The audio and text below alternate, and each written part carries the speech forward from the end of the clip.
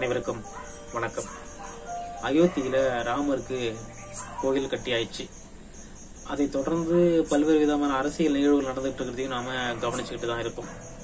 ஒரு தமிழனா தொன்மையான மொழியினை உடையவன் அப்படிங்கிற முறையிலும், ஒரு தனித்துவமான வரலாற்றை உடையவன் அப்படிங்கிற முறையிலும் ஒரு தமிழனா இந்த கோயில் கட்டுமானத்தை நாம எப்படி பார்க்க முடியும் அப்படிங்கிறது ஒரு முக்கியமான விஷயம் அப்படின்னு சொல்லி நான் கருதுறேன். ஏன்னா ராமர் அப்படிங்கிறவர் யார் அப்படின்னா, அவர் விஷ்ணுவினுடைய அவதாரங்களில் ஒரு அவதாரம். விஷ்ணு ஒரு வைணவ கடவுள். இந்த ராமரினுடைய அவதாரம் தொடர்பாக எடுத்துரைக்கிற ஒரு நூல் தான் ராமாயணம். சைவர்களோ கௌமாரர்களோ தாய் தெய்வ வழிபாட்டை உடையவர்களோ அல்லது முன்னோர் வழிபாட்டினை உடையவர்களோ அப்படின்லாம் இயற்கையை தெய்வமாக வணங்குறவங்களோ இவர்கள் யாருமே ராமனை தங்களுடைய கடவுள் அப்படின்னு சொல்லி கருதுறது இல்லை. இந்த மக்கள் தான் இந்து மதம் சொல்லப்படக்கூடிய அந்த மதத்திற்குள் இருக்கிற பெரும்பான்மையான மக்கள் இவங்க தான். ஒருவேளை ராமனை வணங்கினாலும் கூட ராமன் தான் தங்களுடைய முழு முதற் கடவுள் அப்படின்னு சொல்லி இவங்க கருதுறதே இல்லை. அப்படியே மற்ற மதங்களை பார்த்தோம் அப்படின்னா, சமணம், பௌத்தம், கிறிஸ்தவம், இஸ்லாம், இந்த எந்த மதத்துக்காரங்களும் ராமனை ஒரு கடவுள் அப்படின்னு சொல்லி நம்ம சொல்ல வேண்டியதை கண்டிப்பா அவங்க ஏற்றுக்கொள்ள போறதே இல்லை. அப்ப பெரும்பான்மையான மக்களுக்கு ராமன் ஒரு முழுமையான கடவுளாகவோ முழுமுதற் கடவுளாகவோ விளங்கவே இல்லை.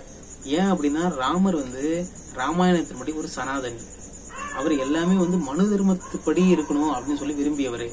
சம்புகனை கொன்ற அந்த கரை இருக்குல்ல, ரத்த கரை, அது ராமனின் கையில் இருந்து இன்னும் கூட போகவில்லை. அதனாலதான் சமத்துவத்தை விரும்பக்கூடியவர்கள், இந்த நால்வர்ண கோட்பாட்டை எதிர்க்கக்கூடியவர்கள், அப்புறம் இந்த மனு தர்மத்தை மறுக்கக்கூடியவர்கள், அவர்கள் எந்த இனமாக இருந்தாலும், எந்த மொழியாக இருந்தாலும், எந்த மதமாக இருந்தாலும் ராமனை தங்களின் கடவுளாக அவர்கள் ஏற்றுக்கொள்ளவே முடியாது.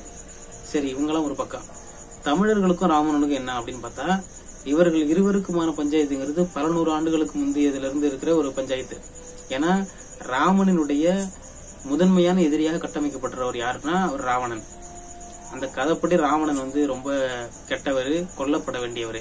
அது மட்டும் இல்ல, ராவணனுடைய சுற்றத்தார்கள் எல்லாருமே அரக்கர்கள்.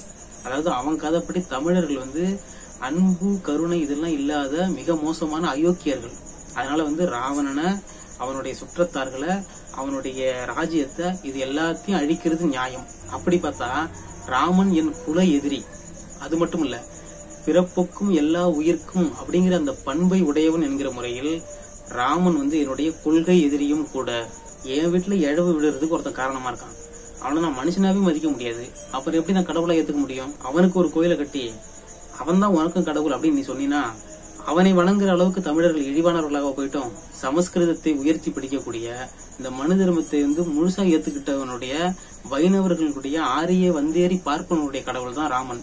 விவரம் கட்டத்தனமா இங்கேயும் சிலரு விளக்க ஏத்திக்கிட்டு காவியம் கைமா சுத்திரவான்னு இருக்கான், நானும் ஏத்திக்கு போறேன் அப்படின்னு சொல்லிட்டு.